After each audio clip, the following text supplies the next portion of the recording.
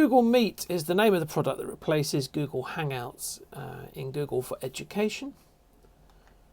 It is accessible through 3 main routes, 2 of which are highly recommended for use in schools, 1 of which I currently wouldn't recommend for use in schools. We're going to start with the simplest and easiest to administer, which is using Google Meet through a classroom. So here we've created a quick demonstration classroom just to show the process from the very beginning, as if you had a brand new classroom under your control. We're going to look at this to start with as Teacher Nick.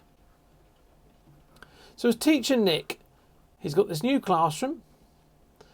It's got this piece of text here which says Meet link, generate Meet link. And in classwork, he's got a Meet button that's ready and available. If we change view to see what that looks like as Albert, Albert's a student at the school. Albert doesn't know anything at all about Meet at the moment. He has no buttons, no links, no nothing. So he's completely in the dark about what Meet would be about at the moment.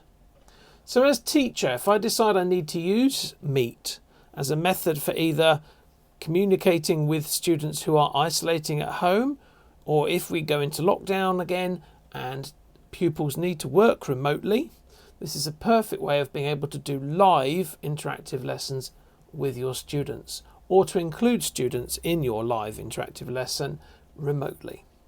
So the first thing you need to do is to change a setting. So we can just click Generate Meet Link, or we can click on the cog at the top, and that will allow us to go into settings. And these are the settings you normally have for your Google Classroom. But about halfway, just over halfway down the page, there's this one that says Meet.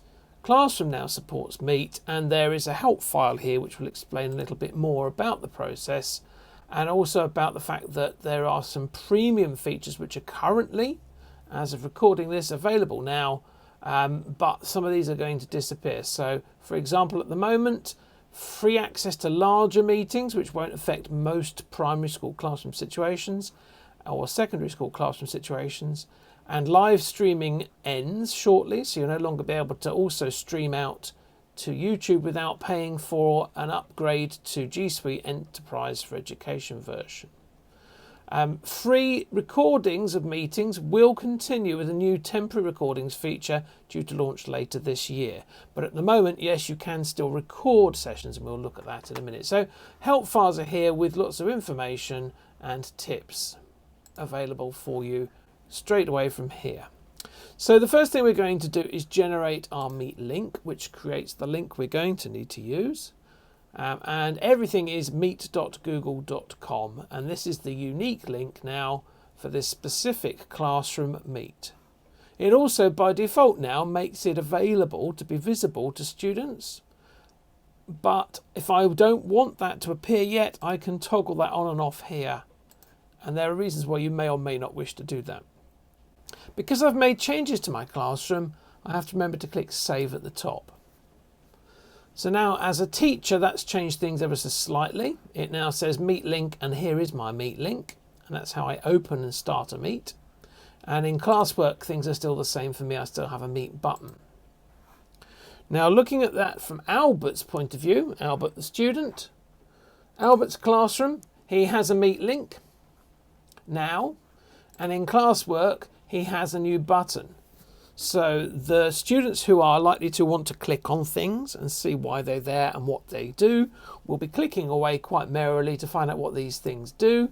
And when they do click on it, they should get a message, if everything's been set up correctly, that they're unable to create themselves a meeting, but they can join ones that other people have created. So wait for your teacher to join and then refresh this page. So this means it will stop students just clicking and joining a meet and chatting to their friends, because every time they try, it will warn them that actually they're not allowed to do that.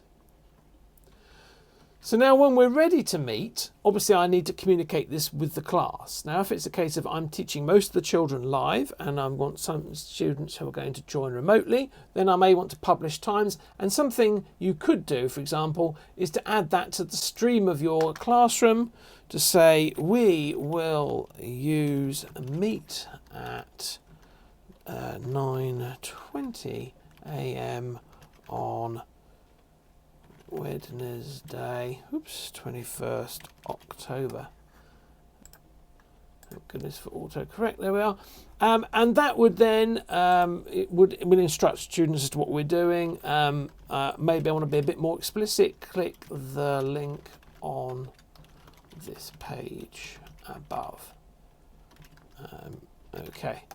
And if I post that, then that information will appear there. And again, I could have scheduled that so it'll appear later if I'm planning ahead.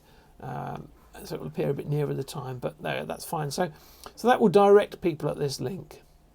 And again, that information will have been announced and will be produced and will have appeared here. And Albert knows he's got to click the link above.